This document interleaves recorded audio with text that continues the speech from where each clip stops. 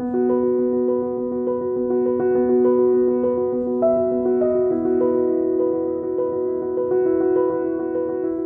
name is Michelle Gordon.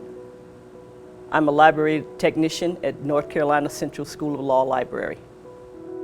I've been here at North Carolina Central for about 15 years now. I've always kind of tinkered around with watches. I have a drafting technology background, and I've always been interested in watches. My father had watches when I was a kid, and I've always been fascinated with watches and anything that's mechanically inclined. So I would buy these watches, and I always wanted to know how they worked. So I would wind up taking them apart and putting them back together. I've been collecting watches for over 20 years now, and it got to the point where my collection grew too large. That's a Frederick Constant, and then that one there, I gave that one to one of my students. That's a Tag Heuer.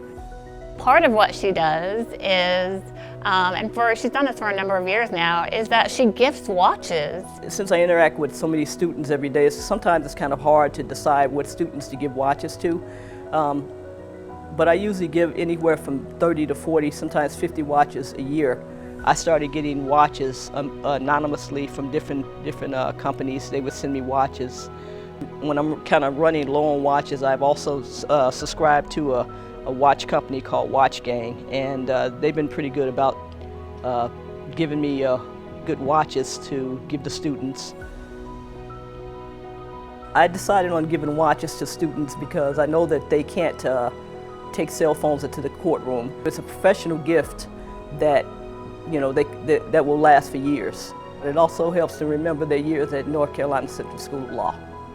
It's interesting because after I talk to so many, students years after they graduate, they always remind me of the watch that they got, and then they usually started collecting watches themselves.